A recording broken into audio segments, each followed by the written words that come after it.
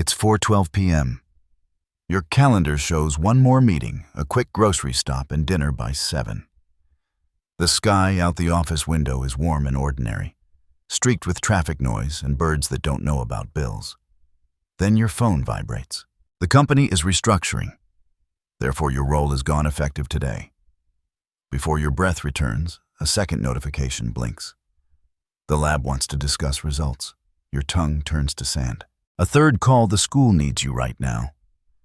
The day that was supposed to coast towards sunset shreds into strips you can't hold. You don't even make it to the parking lot before the question sneaks in.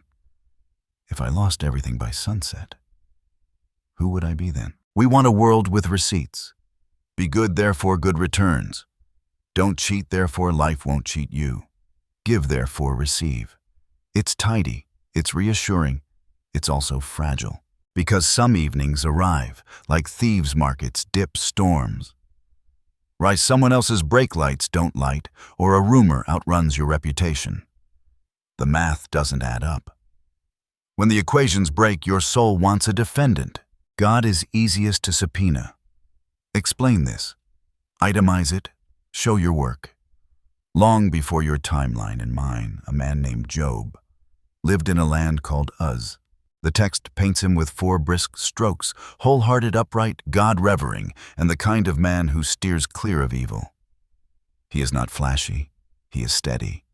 He prays for his children after their feasts, just in case joy made them careless. He double-checks his heart before he checks his herds. He is the person you call when the water heater explodes and your courage leaks with it. Therefore his life blooms, fields, employees, a bustling house. But the center of his prosperity is not stuff. It's a quiet, stubborn piety that doesn't need a stage. Here is the uncomfortable thing: Job's story starts with goodness, because our instinct is to assume that goodness is a wall. If I stack enough bricks, decency, generosity, worship, then wind can howl and my home will stand. That's true, but not how we think. We think if I pay on time, the universe owes me. We confuse wisdom with karma. The book of Job exists in part to smash that vending machine. Job is presented as exactly the kind of person who should be safe under a fairness model. Therefore, when his safety evaporates, we are forced to ask a harder question then. What did he do? We are forced to ask, what is God doing when the righteous suffer? You and I carry scripts we don't examine until they fail. Bad things happen to bad people, therefore if something bad happens to me, I must be bad. Or God blesses his favorites, therefore, if I'm not blessed, I must not be favored, or the darkest one. God is random, therefore none of this means anything. These scripts seem sensible in the abstract. Under pressure, they turn cruel. They produce friends who give speeches instead of hugs, and hearts that cannot lament without self-indictment. Job's opening chapter will not let us use pain to prove guilt or use prosperity to prove innocence. That's not cynicism, it's wisdom. It's the book taking your face gently in its hands and saying, look closer. Let's set our promise early. We will walk this story with modern shoes and ancient soil underfoot. We will slow down where the ache is hottest and speed up where distance helps. We'll quote a little and paraphrase a lot because you don't need a seminary lexicon to hear God from a storm. We'll keep asking frame break questions. If the next 4 notifications undid your life, what words would you have left? If your faith has only known sunshine, can it speak at dusk? By the end of this journey, you will not get a spreadsheet of reasons. You will get something better and harder presence that can be trusted when reasons are silent. Job will teach us to practice worship that doesn't sound like a commercial jingle. He will teach us to protest despair without pretending we are okay. And when God finally answers, it will not be to defend a policy. It will be to widen the frame until our fear has somewhere larger to stand. Tonight's episode begins. Where yours might a normal afternoon, a faithful person, a world that seems predictable. Therefore, the shock to come will measure not just Job's theology, but ours. But before the whirlwind and the arguments and the ash heap, We have to see the man clearly, the habits no camera crew would film the prayers no applause ever heard. Because the only fuel you carry into crisis is what you stored on ordinary mornings. Takeaway. When fairness fails, your expectations anchor in practiced faith, not in promised outcomes. Integrity formed in quiet days becomes oxygen when the air gets thin. Dawn in us doesn't shout, it exhales. The horizon bruises purple to peach.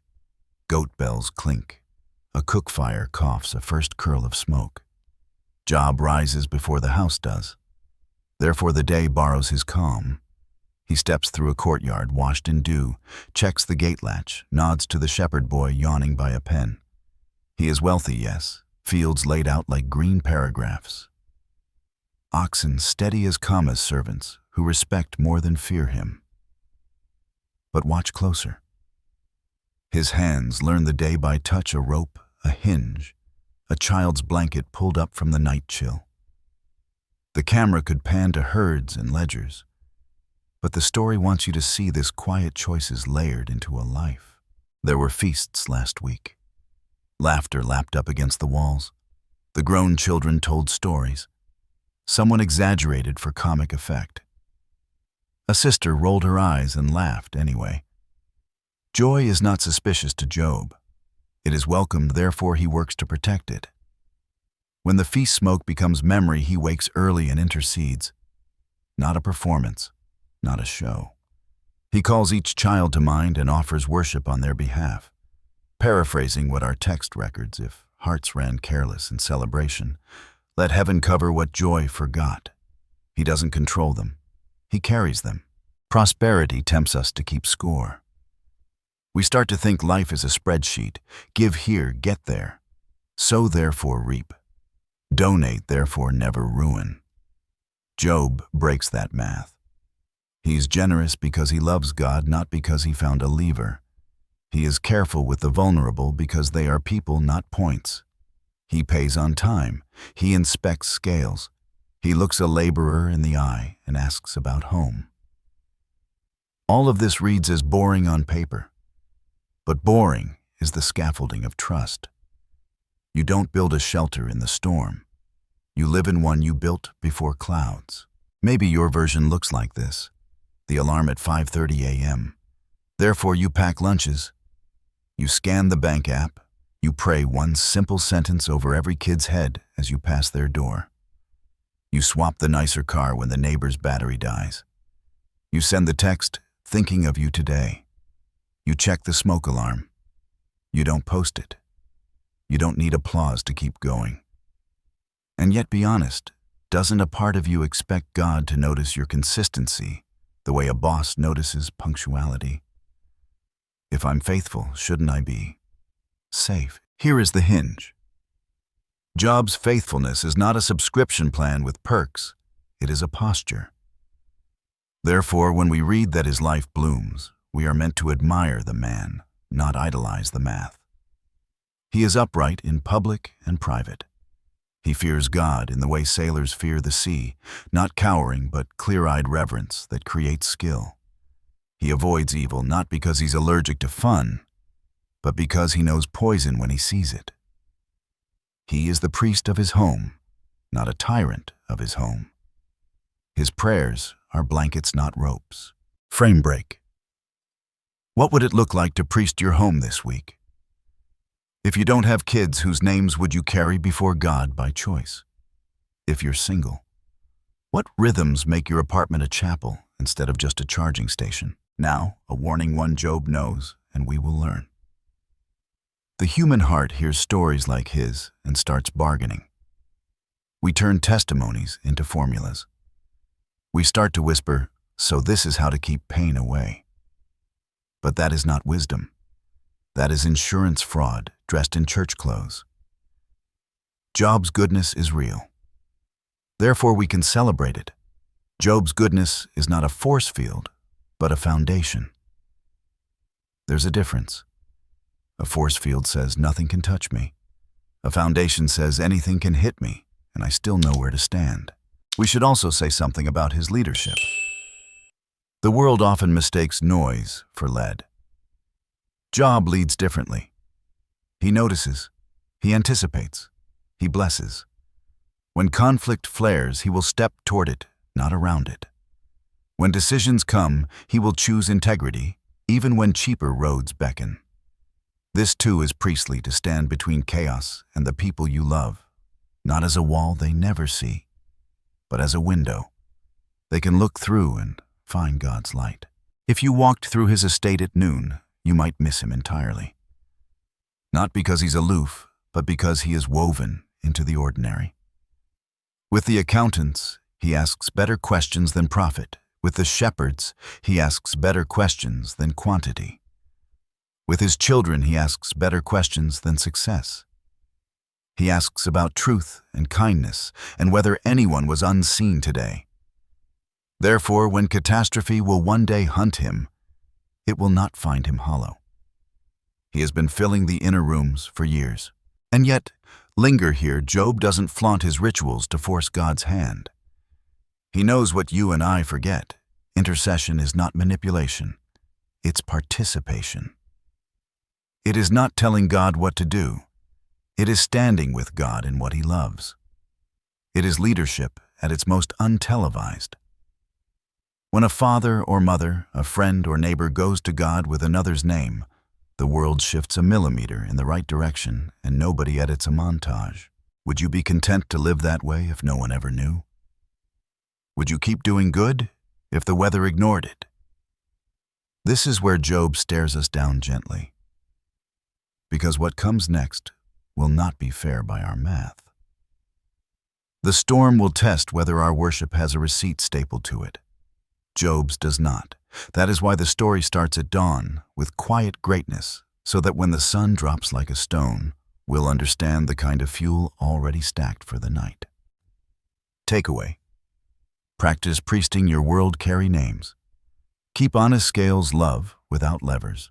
The quiet faith you build at dawn is the only strength you'll own at dusk. Some scenes are truer than cameras can catch. The text lifts us above us to a chamber without marble or microphones. A council where beings report like lightning returns to thunder. It looks nothing like our courts yet. The logic is familiar. Presence questions, evaluation. The sovereign asks what he already knows. Therefore, every answer exposes the speaker more than it informs the king. Among the attendants glides an old adversary, no horns, just a vocation to accuse. He patrols the earth cataloging motives and mud, then files stories with a smirk. His thesis is simple and sour. People don't love God. They rent him. He gestures toward Job. Of course he reveres you. The argument runs. Look at the package deal. Hedges, herds healthy kids, a reputation that glows.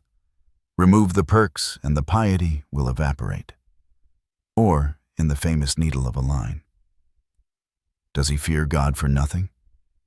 The claim is not that Job is a hypocrite in public.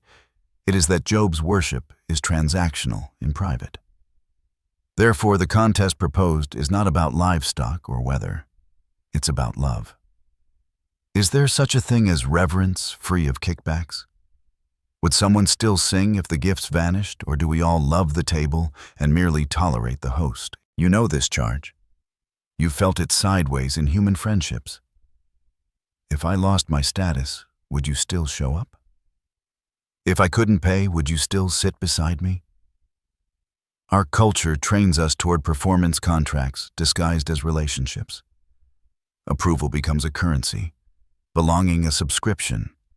The accuser believes heaven runs the same way. He is betting that Job's altar is a vending machine and God is the product. He is not just accusing Job, he is insulting God.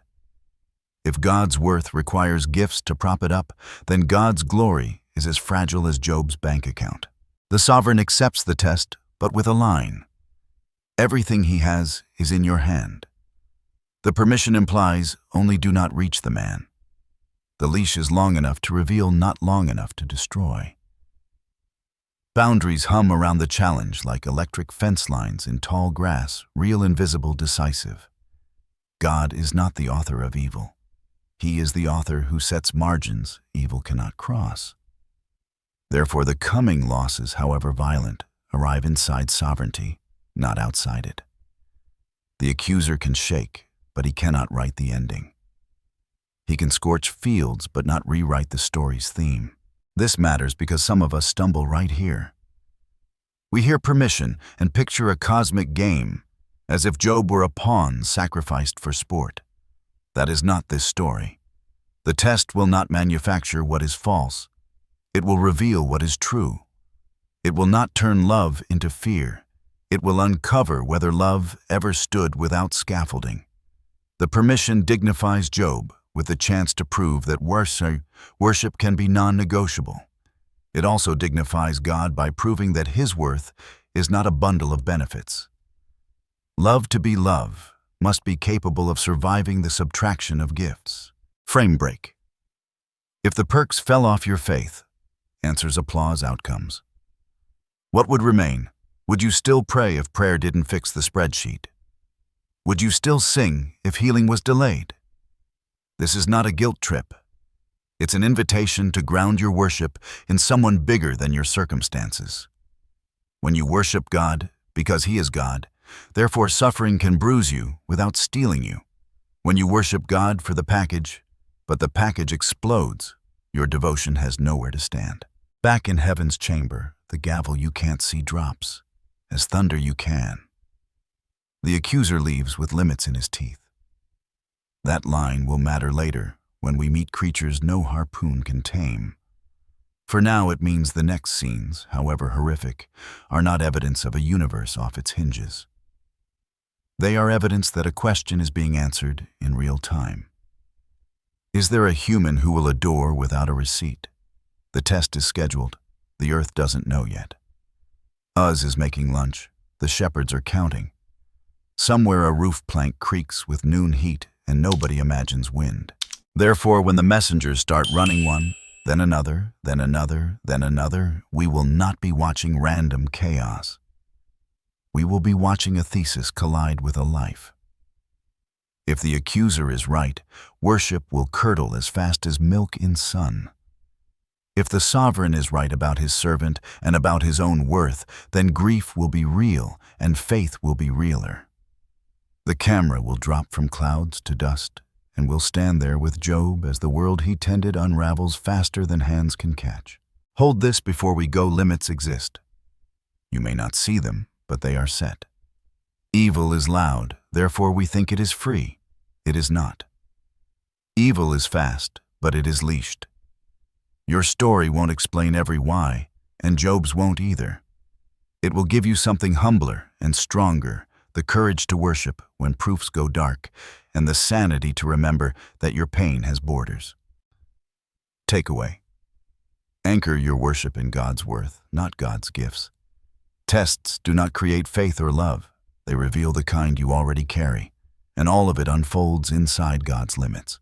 Uz at noon hums like a beehive, tools ringing animals, muttering dust, drawing halos around every moving thing. Job is midway through ordinary checks when a runner breaks the horizon, a single dark stitch ripping fast toward the house. He arrives gulping air that won't stay, words tumbling over each other the way feet did raiders, Sabians. Oxen driven off, donkeys taken, blades flashing, servants cut down. I alone escape to tell you. Therefore the day tilts. Accounts must be tallied. Families must be told. Funeral linen needs finding. Job's mouth opens for orders. He is given 100 calmer times, but the words never leave. A second runner is already in the doorway, as if the road itself were producing messengers. His face is scorched with panic and heat. Fire fell from the skies, he says, lightning baptized as judgment by terrified eyes. The sheep are gone, the servants' ashes. Therefore the arithmetic shifts from solvable to surreal. Lightning doesn't consult insurance. Fire does not write apology notes. Job doesn't theologize. His jaw hardens. His eyes sweep instinctively toward the far pasture, as if looking might unburn a field. They hear the third before they see him. A cough of dust, the wobble of exhausted knees. Chaldeans this time, 3 bands coordinated like wolves watching each other's eyes. Camels seized men cut down. I alone escaped. Therefore the fortune that took decades to steward dissolves in the space between two breaths. But money can be rebuilt. Job's thoughts try to say, bodies can't. Families ache. He swallows hard against the taste of iron rising in his mouth. He looks toward the house where laughter has a favorite corner and a favorite echo. The fourth messenger looks wrong before he speaks. There's a quiet around him that is louder than any scream. He doesn't collapse. It's like his legs made a pact not to waste energy now. He lifts his eyes once, and Job knows. A wind, he says, from the wilderness. The kind that snaps trees at the waist, therefore tents and roofs don't matter. It struck the four corners of the oldest brother's house. The party ended under the weight of beams. The laughter didn't have time to turn into a warning. Your sons, your daughters. The sentence splinters. I alone. Sound leaves the world. Job's hands move before his mind does robe torn, head shaved in ancient grammar of grief that says something has ended that I cannot name. He drops to the ground, not because he is weak, but because standing feels like lying now. Dust powders his forehead. People will tell this story and argue theology for centuries. The text will record a sentence that sounds impossible outside of poetry. I came naked, I will return. The Lord gave, the Lord has taken. Blessed be the name. He does not deny the deaths. He refuses to deny the giver. Therefore worship becomes protest, not against God, but against despair's claim on the last word. Let the camera stay here. Don't hurry him to a sermon. His chest shakes. Sand sticks to tears. His mouth forms blessing like a man learning speech again. The book will add this line like a small, fierce candle in all this. Job did not sin or charge God with wrong. That doesn't mean he smiled or shrugged. It means he would not convert pain into an accusation against the only one who could hold him together.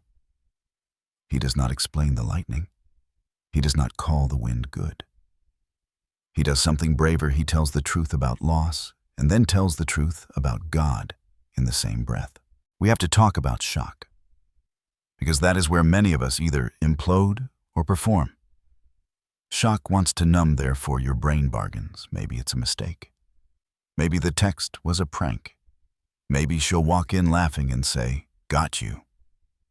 But the stretcher is heavy. The voicemail is verified. The second doctor's opinion is the same opinion. Therefore, the bargain dies. Another temptation rises to speak for God with too much confidence, or to speak against him with too much fury. Job does neither. He speaks to God from inside the crater. He trusts the only one big enough to hear a sound this size. Modern version 3 buzzes and a siren. The bank freezes your account because a fraudster guessed your life. The HR call says your badge won't beep anymore. The scan lights up places no light should be. And then your teenager calls from a friend's phone. There was a wreck. Everyone is okay, which is the word people say when they are trying to outpace panic. You reach the intersection with the longest light in town, and time puts its foot on your neck. Who are you when the props fall? What sentence would you rather die than surrender? Job's sentence is not a spell. It's a submission. It is a hand opening when the fingers want to calcify. God is not being paid a compliment. He is being recognized. He is the giver before he is the taker, and he is the blessed one, whether hands are full or empty. Therefore the ash heap becomes an altar without marble or choir.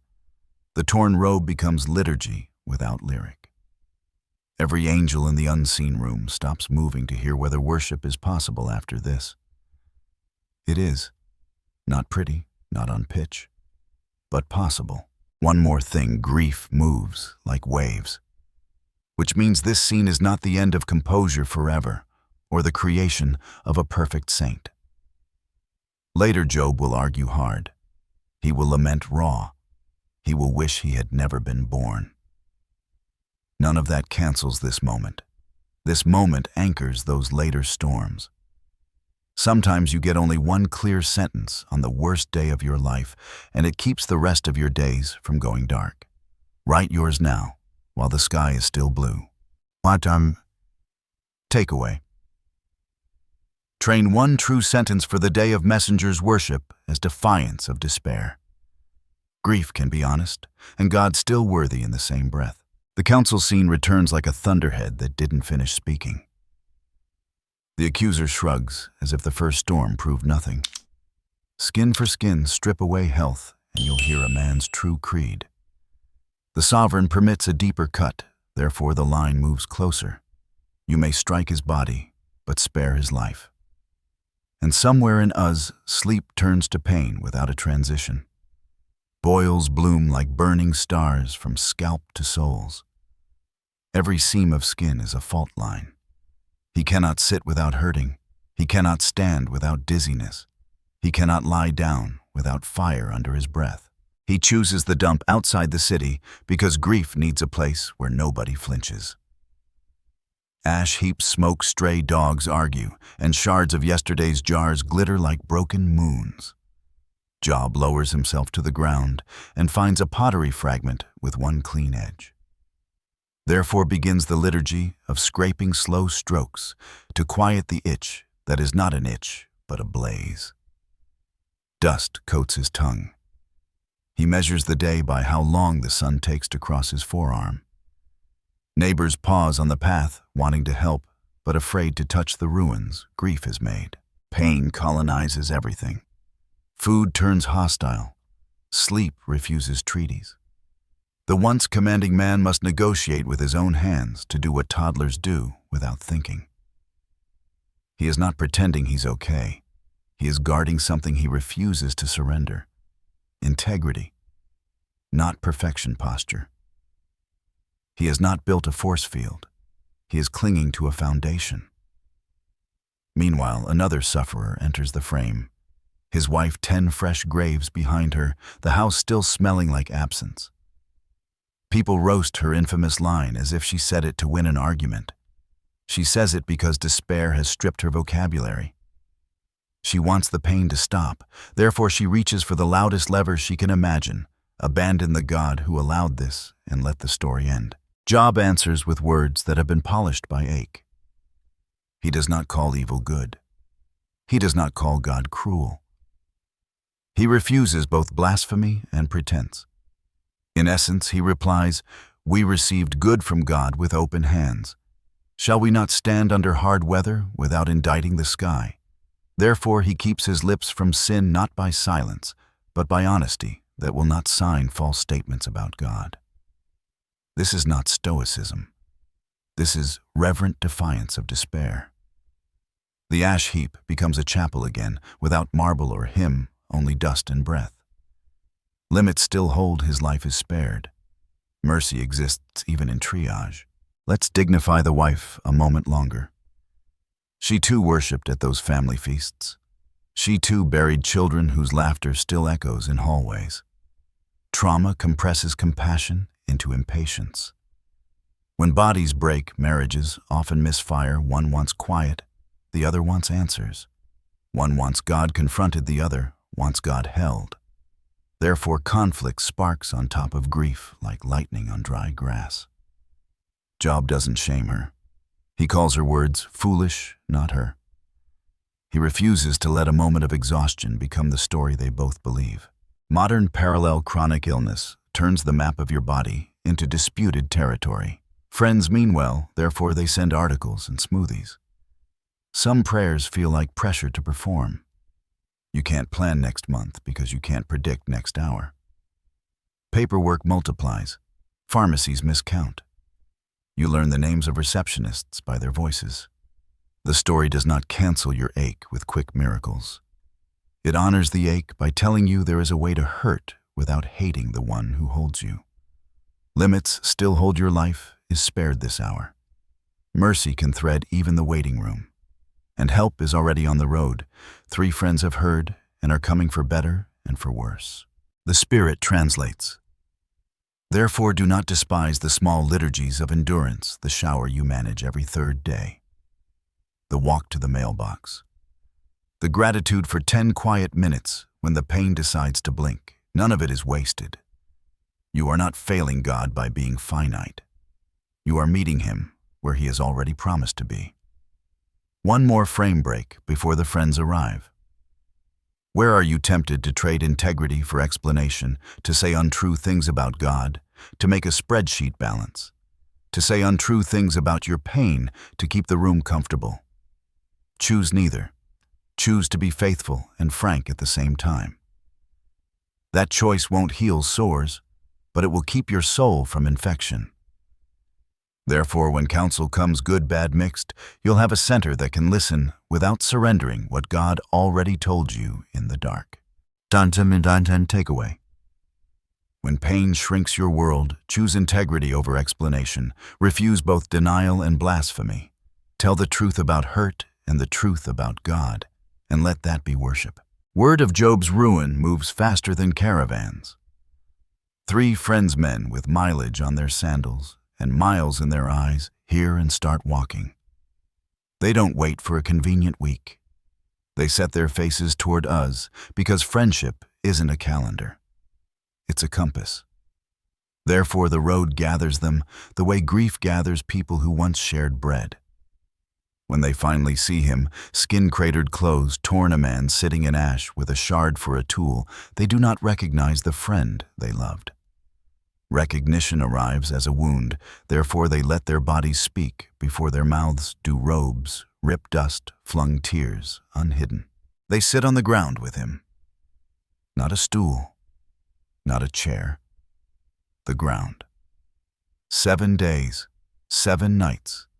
No speeches, no verses as band-aids, no at least sentences to shrink a canyon into a crack.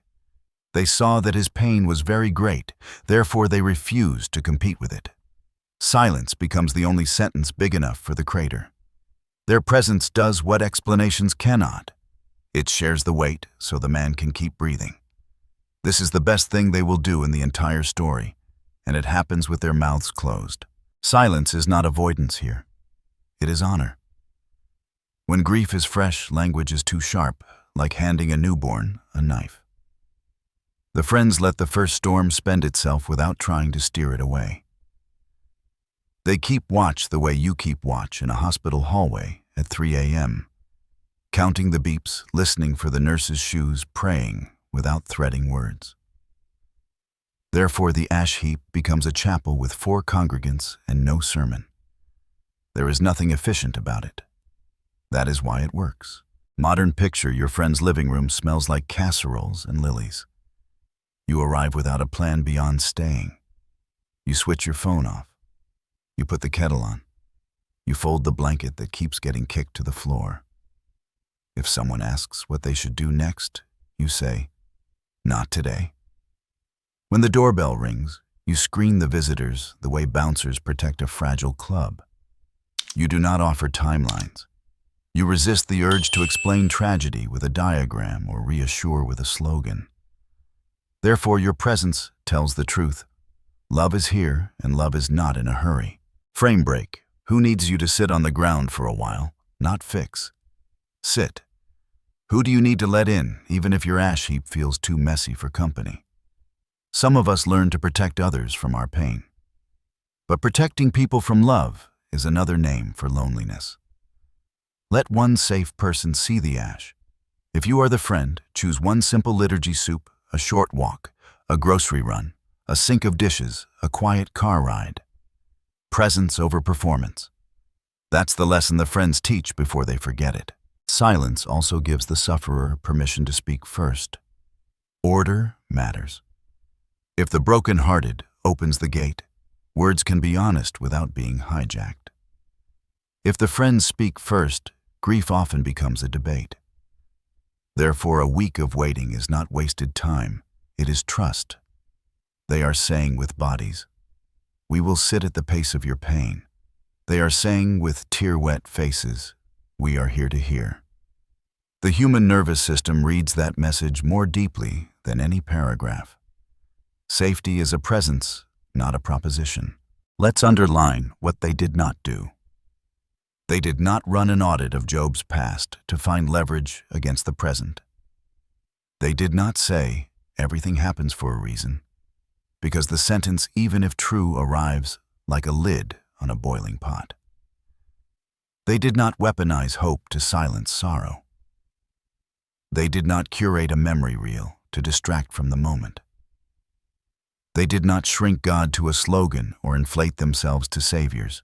Therefore, their company becomes oxygen. Job is not alone in the ash. He is accompanied. Sometimes that is the miracle. Not that pain disappears, but that it is shared. Of course, a week is long and humans are restless. The same compassion that sits can start to itch.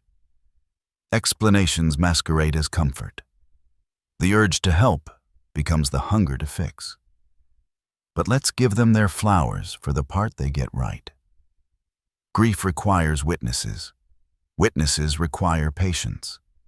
Patience trains the tongue. It does not amputate it, but it tames it.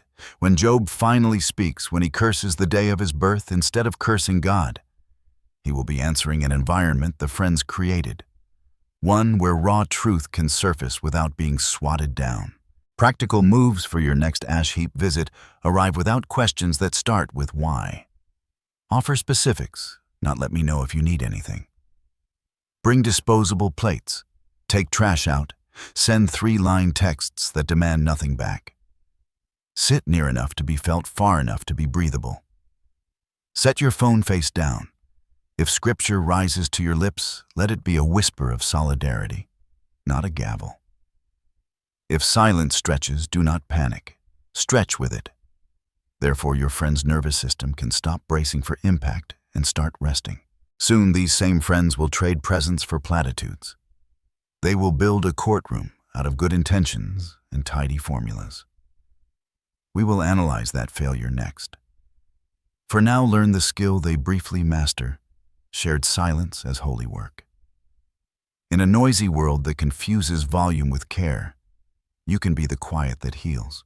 Takeaway: show up, sit low, stay soft, say little presence before answers. In the first shock of grief, silence offered in love is better than any speech offered in fear. 7 days is a long time to hold your breath. On the 8th, Job inhales and breaks the silence, not with a doctrine, but a howl. He doesn't curse God. He curses his birthday. He wants the calendar revised so the square with his name goes black. Let darkness claim it, he says in essence. He asks night to eat that dawn. He begs the womb to give him back. Therefore, the first thing suffering teaches is a grammar most churches never practice: lament. It is not rebellion. It is relationship that refuses to go mute. Why curse a day? Because grief needs a target that won't bleed.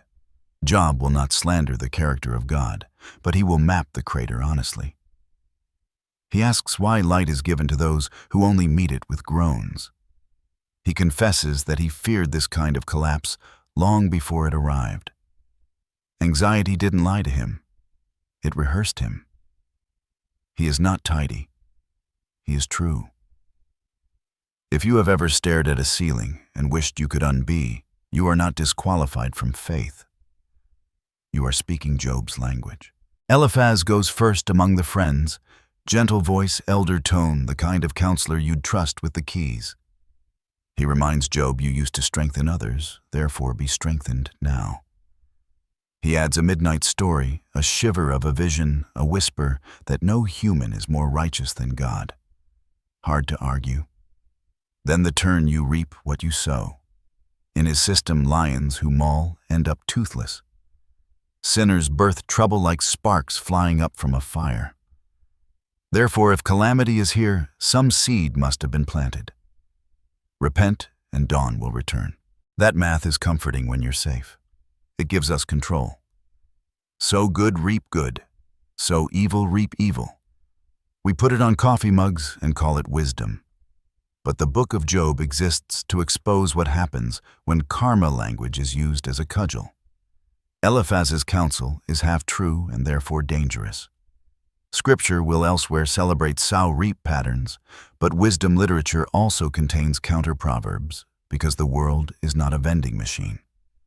Rigid formulas collapse under innocent pain. Job pushes back. He doesn't claim sinlessness, he claims disproportion. His arrows are poison-tipped.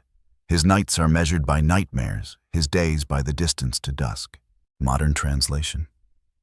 Your friend's child is still missing after 3 days, do you say? What doors did you leave unlocked? A woman's biopsy is malignant. Do you ask about her prayer life? A man loses work in a merger he didn't engineer. Do you hint at secret laziness? We don't mean to accuse, we mean to preserve the illusion of control. If their suffering has a tidy cause, then ours can be avoided by avoiding their mistakes. Therefore, we grab any lever that promises immunity, better diets, stricter budgets, louder prayers. The heart motive isn't always cruel, it's afraid. Job asks for a different universe, one with scales accurate enough to weigh what sits on his chest. He longs for God. Not a rumor of God, not a TED Talk about God, but a hearing. He wants the courtroom officially open, subpoenas serve the judge present. He imagines a mediator, someone who could put a hand on both shoulders and translate anguish into admissible speech. He isn't demanding a trophy. He is begging for a conversation. Therefore, his lament is faith at full volume. Unbelief ignores God. Lament drags God into the room and will not let him leave without blessing, or at least breath. Eliphaz insists, I've seen. That's part of the trap experience compiled into a rule book. But suffering is not an algorithm. It's a storm with microclimates. Bildad and Zophar will take turns later with harsher versions of the same arithmetic. For now, the first cycle reveals the great pastoral error, treating proverbs as promises, promises as policies, and policies as pressure. Job refuses to sign. He won't lie about God to protect his friend's worldview, and he won't lie about his pain to protect the room's comfort. Frame break. What sentences do you reach for in a crisis that sound wise, but shrink the sufferer? Everything happens for a reason. God won't give you more than you can handle. At least, try this instead. This is awful, and I'm here. Can I carry something today? Do you want me to pray or just sit, and for your own grief? What would it mean to talk to God like Job does? Raw, specific, reverent, and relentless holiness isn't a poker face. Holiness is refusing to accuse God falsely and refusing to pretend you're okay when you're not. We should also notice Job's lament doesn't end the debate. It escalates it. That's the risk of honesty. You might be misunderstood by people who love you. Therefore, anchor your speech in the God who sees, not the friends who score. You are allowed to curse a day and still bless the name. You are allowed to ask, why, without being assigned an usher to the exit. Lament is how faith breathes underwater. By dusk of cycle 1, we've learned 2 ways to drown. Deny pain to defend God, or deny God to defend pain. Job chooses neither. He keeps his integrity and his ache in the same mouth. He says in effect, I can't solve this, but I will not rewrite God into a villain, and I will not rewrite my wounds into illusions. That is not weak faith. That is muscular faith, sore shaking, still gripping. Takeaway. Trade karma, speak for covenant speech. Stop explaining pain to keep control. Start lamenting to keep connection.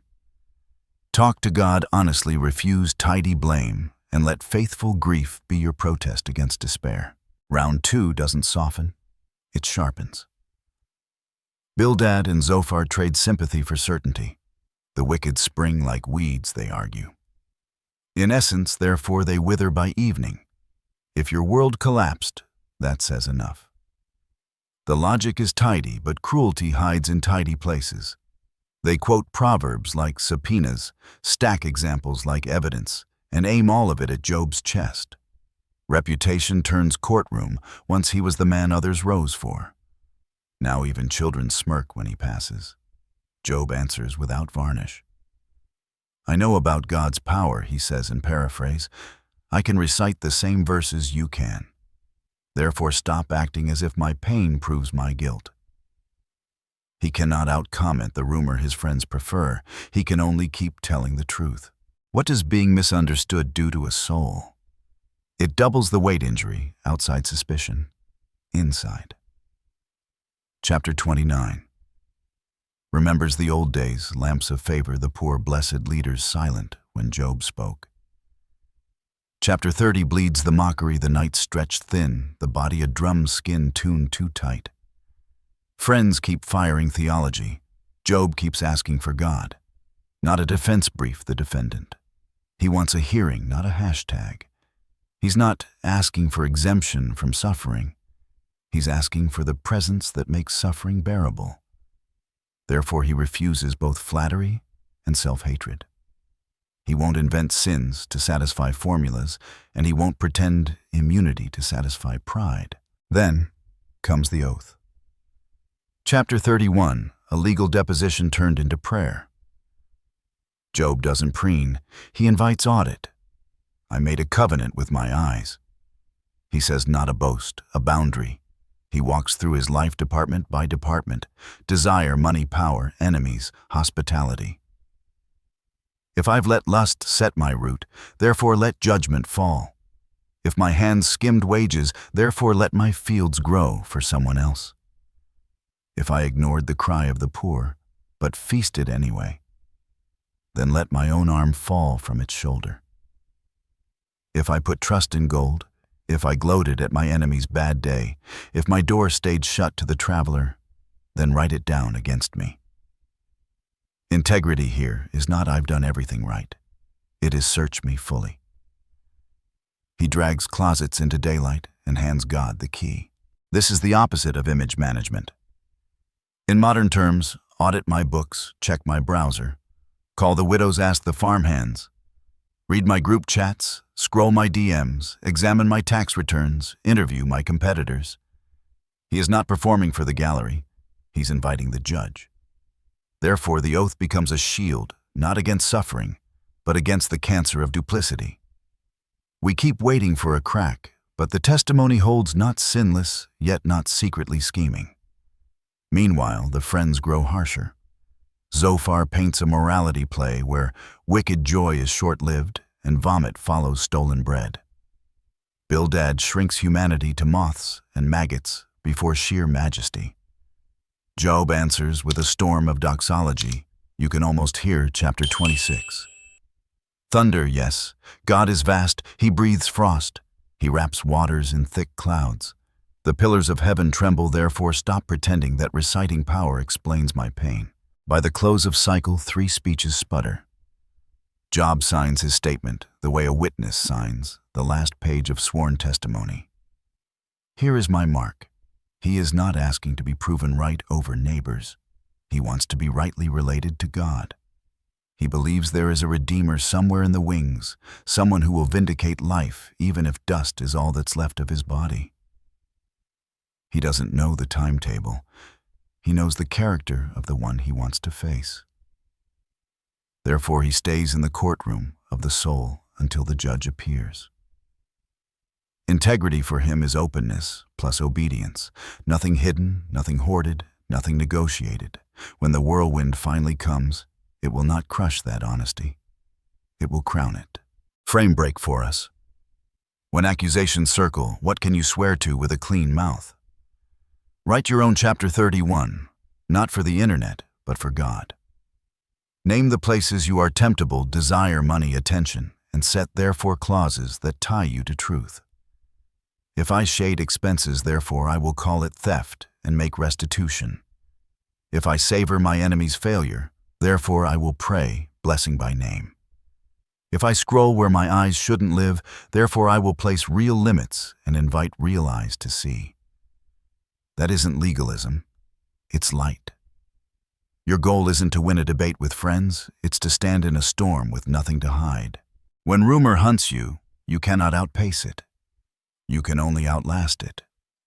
Job does not fix his friends, he faces his God. Therefore he becomes free in a way the friends are not. They need the world to match their math. He needs the world's maker. In the end, the oath doesn't coerce heaven. It prepares earth, Job's inner earth, to receive whatever comes, as a man already searched and found, in someone larger than himself. That is how you survive a courtroom. You didn't ask to enter, you welcome the only judge who can turn trials into truth. Armtan's takeaway. Don't manage your image. Invite God's audit. Write your own chapter 31. Tie your temptations to concrete boundaries and live so you can pray. Search me and mean it when the courtroom forms around you. A younger voice waits until the elders run out of words.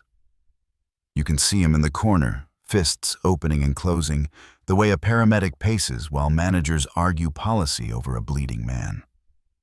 He's angry with the friends because they condemned without convincing. He's angry with Job because in his view, pain has pushed Job's righteousness into self-defense. Therefore Elihu steps forward, not timid, not cruel, determined to defend God's justice without turning God into a vending machine. He starts where we often should: humility. I'm young, he admits in essence, but breath is borrowed from the Almighty. Therefore age is not the only credential. Inspiration is. Then he reframes. Maybe suffering is not courtroom evidence. Maybe it is classroom instruction. God speaks, he says in whispers, you sleep through, and in pain you cannot. Dreams, warnings, a messenger who translates the riddle of affliction, therefore wounds, can be microphones if we refuse to let despair do the editing. Elihu won't call evil good, but he insists God can braid mercy through hard weather. This helps, doesn't it? If calamity is never random and never cruel in God's hands, then endurance becomes more than white-knuckling. Endurance becomes attention. Somewhere between Job's oath and the friend's formulas, Elihu carves a lane called teachability. He tells Job that God is not obligated to explain himself, therefore silence from heaven is not proof of indifference. He sketches a God who rescues the poor in their affliction and opens ears through oppression's pressure. It's a hard sentence to swallow, but for a listener desperate for meaning, it can be water. Modern picture. A good therapist re-narrates what your pain has been saying in a language your heart can finally hear. A mentor says, don't waste this darkness, inventory it. A podcast clarifies categories you didn't know existed. Discipline that is not punishment, correction that is not contempt. Therefore, even a hospital room can become a classroom if you refuse to enroll in cynicism. Elihu doesn't hug like a mother. He tutors like a coach who believes there's still a game to play. Yet the limits show. Elihu defends God's justice so fiercely that he sometimes flattens Job's ache. He warns against charging God with wrong good, but he edges toward thinking that if we just listen harder, the lesson will make the pain make sense. Not always. Some lessons only come after the storm, and some never come with sentences we can print on a mug. Elihu's insight is real. His angle is partial. He is the last human word before the divine word, a lantern that helps your eyes dilate before sunrise. Watch how he becomes meteorologist and preacher at once. He points to thunderheads muscling the horizon, to lightning stitching the sky, to winds rehearsing the overture of a larger voice. Consider the wonders of God, he urges. Creation is not a backdrop. It is a syllabus. Therefore, step outside your pain-narrow frame and let big things resize you, snow-held in reservoirs. Rain-scheduled light loosed from storehouses you cannot reach. Elihu's arm sweeps wide, the camera pulls back. Job's ash heap gets small against a world that is anything but random. Frame break. Where has pain made you myopic? Can you hold two truths at once, that God can teach in suffering and that God is not obligated to annotate every page? Would you let a partial insight carry you to the threshold of awe without demanding it? Be the whole house. Sometimes the right humility is to say, this helps, therefore I'll keep it, and this doesn't heal, but I'll hold it until the storm finishes the sentence. Elihu's last move is pastoral. He begs Job not to choose rebellion as relief. Don't prefer a world where God is absent just because a world with God includes mystery. He warns against the seductions of bitterness, the way grievance can become identity.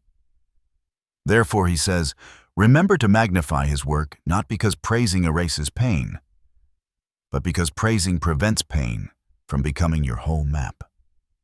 He is not scolding. He's steering. He wants Job's honesty to stay honest without hardening into accusation.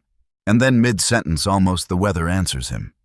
Thunder interrupts like a judge entering a courtroom. Wind gathers in ranks. Dust climbs. The sky lowers its brow. Elihu is not wrong. He is simply not enough. He's the last sign before the exit to somewhere larger. Therefore, do not despise partial light. It keeps you walking. But do not camp beneath it either. The sun is rising. Takeaway. Receive partial light without mistaking it for the sun. Let pain tutor your heart stay teachable without demanding tidy reasons, and hold space for the God who is about to speak for himself. The air changes first. The way a room knows a door is opening before the hinge speaks. The horizon tightens, dust lifts, and thunder stacks its syllables. Job does not go looking for God. God comes looking for Job. Wind fists the sky into a single dark pupil. Then a voice rides the storm, not courtroom gavel, not lecture hall drone. Questions, not small ones. Not, how are you feeling, but how wide is the frame you've been using? Therefore, the argument will not be settled by a footnote. It will be swallowed by a universe. Stand up the storm implies, and answer like a man. Where were you when the foundations were measured? Who drew shorelines like belt lines around the sea so the waves would roar and then retreat? Morning light. Who flips that switch? Snow and rain. Who keeps the keys to those storehouses? Lightning. Who tells it where to land? The questions move like a camera crane, yanking back from an ash heap to a planet rotating in black silk. Therefore, Job's pain isn't mocked. It's reframed. He is being invited to see that chaos is not king and mystery is not madness. It is majesty. The tour continues, and it gets delightfully specific. The mountain goat gives birth on a ledge Job has never climbed. God watches the ankles and the timing. The wild donkey refuses harness and laughs at fences. It eats wind for breakfast. The ostrich mismanages her eggs but can sprint like a motorcycle in sand because God gave her a different gift. The warhorse snorts paws the valley smells battle from miles and flings its mane at thunder courage bottled in muscle. Hawks ride thermals by wisdom that isn't yours. Eagles build on crags you can't reach and spot life far below with eyes that never needed your lens prescription. Therefore, the world is more than a moral exam. It is a living museum of trusts and limits and delights you didn't invent. Lights use. What is God doing with this wildlife documentary? He is not changing the subject.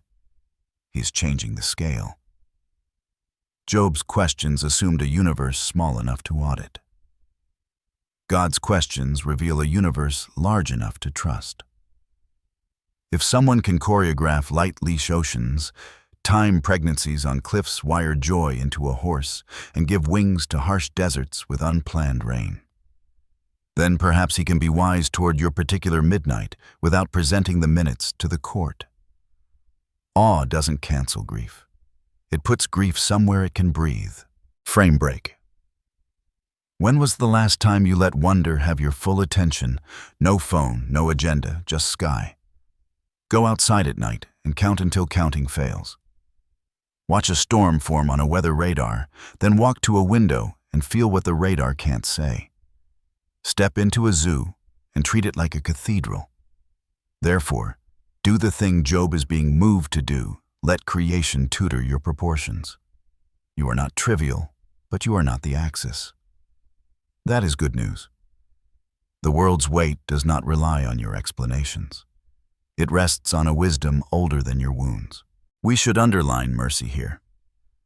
The questions sound fierce because love is fierce when pride is fatal. God does not give Job a spreadsheet. He gives himself voice presence power, harnessed to affection. If God only barked commands, Job would crater. Instead, the storm turns into a classroom where the teacher refuses multiple choice and insists on wonder. Therefore, Job is safe to stop arguing for a moment and start beholding. Beholding is not passivity. It is the most active thing a soul can do when answers won't fit the ache. By the end of this first round, nothing in Job's circumstances has changed. Skin still hurts. Graves are still fresh.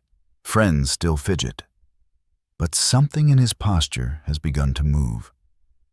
The camera in his chest lifts off the ash and learns to pan again. The questions are not a trap. They are a hand on the back guiding his gaze above the horizon of his hurt. That is how the healing starts, not with explanations that make the math tidy, but with a presence that makes the world big enough for sorrow and trust to stand in the same frame. Takeaway. When answers won't come, pursue awe. Let God's world resize your pain. Wonder won't erase grief, but it will make room for trust to breathe again. The storm does not dim, it focuses. After constellations and snow vaults and war horses, the voice narrows to two living riddles, Behemoth and Leviathan. These are not pets for a king's garden tour. They are theater. Strength and chaos walk on stage so Job can see what his fear keeps inflating and what God keeps leashing. Therefore, the lesson will be less about biology and more about boundaries, less about species charts and more about sovereignty. Behemoth first. Picture river grass bending around a body that displaces water like a barge, thighs plaited like cables, a belly that laughs at famine, bones like bars of bronze, frame like a forge. He grazes like an ox, yet one swing could uproot a tamarisk grove. He is not wicked, he is weight. He drinks from the Jordan as if it were a ladle, but no shepherd dares tie a ribbon to his neck for parade. God points at this living mountain to say, I made him. I delight in his mass, I enjoy the thunder of his steps. Therefore, raw strength is not the enemy of heaven, pride is. Power exists, and it is beautiful when bounded by a better power. Why this creature? Because we build our safety on levers we can lift. The book asks us to look at a life that cannot be lifted. Your plans, your savings, your reputation. These are small ropes around large legs. We are not mocked for being small. We are invited to be sane. Behemoth rehabilitates awe. He stands in the reeds and teaches you what you forgot while scrolling. Much of reality towers over you, and that is not a threat when the Maker smiles. Then Leviathan rises and the temperature drops. Can you snag him with a fishhook? Will he beg with soft words? Will he sign a lease for your courtyard, so tight are his scales that air is a rumor between them? Out of his mouth leaps sparks, and the wake behind him glows like moonlit oil. Men who brag about spears grow suddenly interested in retirement. Lay a hand on him. Remember the battle. Do not do it again. Therefore, terror is honest. There are forces in this world we cannot program, seduce by, or litigate into calm. Leviathan is not offered to frighten Job into silence. He is offered to relocate Job's fear. The creature that makes empires tremble is to God a line item. Under the whole heaven, it is mine, the sense runs. No one is fierce enough to rouse him, but I made him. I put the hook where hooks don't go. I set the leash you cannot see. Therefore, chaos is not king. It howls, it scorches, it breaks ships and headlines, but it does not rule. Your dread is real. Your dread is not Lord. Modern translation markets convulse. Ballots split families. A biopsy redraws the map of your future. An addiction tells you he'll sleep on your couch forever. The internet turns rumor into weaponized weather. That's Leviathan.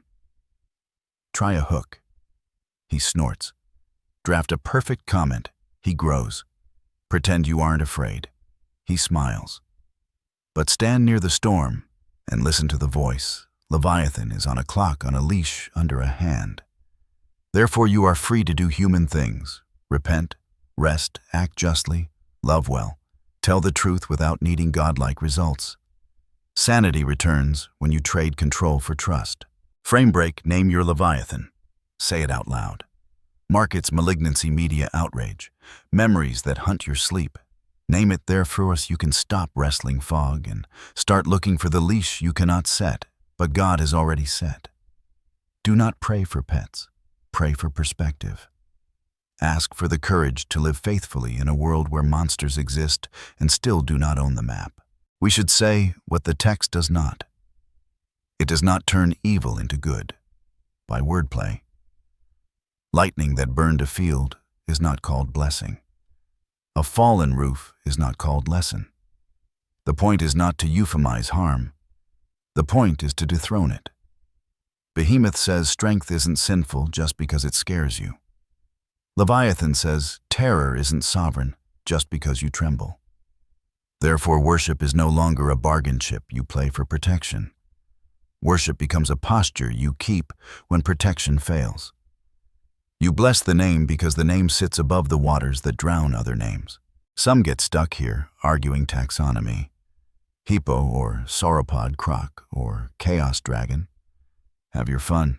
God's aim is not your museum label. It's your margin notes. He is calibrating Job's fear with creatures that make sense in any century, the unmanageable weight of nature and the ungovernable sting of chaos. The takeaway isn't which animal, it's which authority. If the God who loves you can point at everything that outscares you and say, mine, then the ash heap is not the whole address of your life. Practical liturgy for monster days. Inventory, your illusions of control.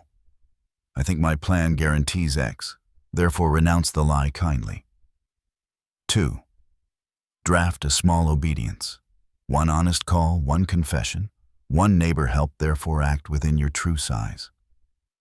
3. Seek proportion 10 minutes under open sky, a psalm read aloud, a documentary that reminds you the world is older than your panic. 4. Speak your fear to God without edits, but end with a sentence of allegiance not to outcomes, but to Him. These are not spells, they are sanity habits under a sovereign sky.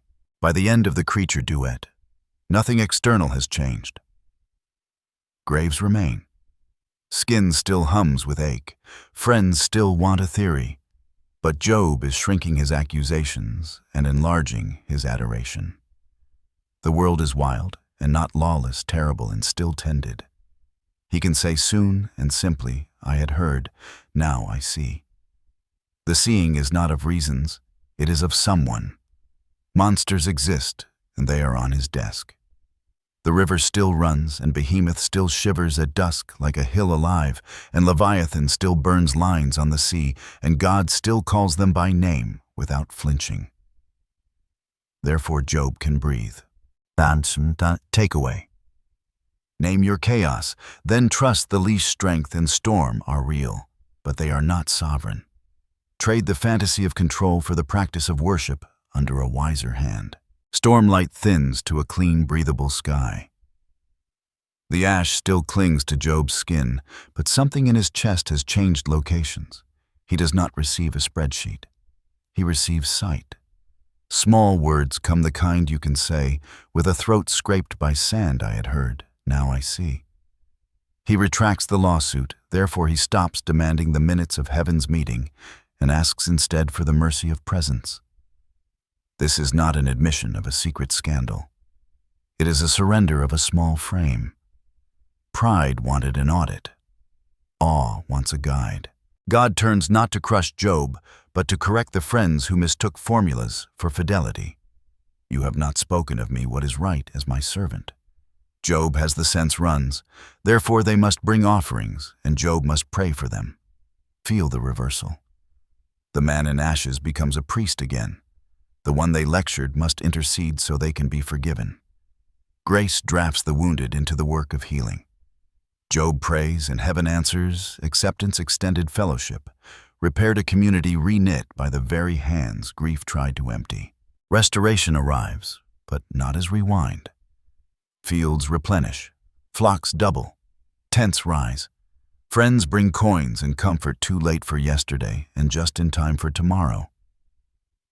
Daughters are born and named like poetry. Jemima Kezia, Karen Hapuch, and they receive inheritance beside their brothers, a detail that whispers newness isn't only quantity, it is quality laced with justice. Therefore the book refuses to say suffering didn't matter. Graves don't undig, scars don't unform. But presence floods the rooms where absence once echoed, and joy learns to sing in a lower key that can hold sorrow without snapping. Notice the geometry of Job's repentance. He doesn't shrink into self-hatred. He expands into worship. He doesn't deny his pain. He dethrones his perspective. He doesn't finally figure out Behemoth and Leviathan. He trusts the one who laughs at their leashes. Therefore his words get smaller and truer.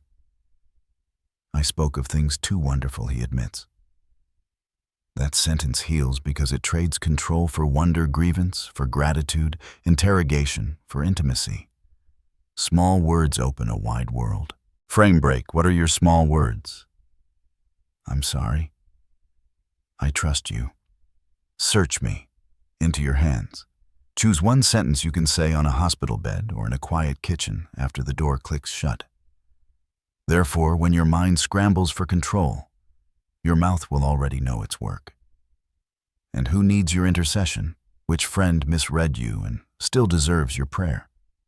You can keep receipts or you can keep relationships. You rarely keep both. Job blesses those who bruised him, because blessing is how you keep your future from becoming a museum of old trials. Modern liturgy for leaving the ash heap without lying about it. Intercede, therefore, release, pray names of those who weaponized tidy truths. Ask good for them, not just change in them. By the final paragraph, the narrative breathes. Job lives long.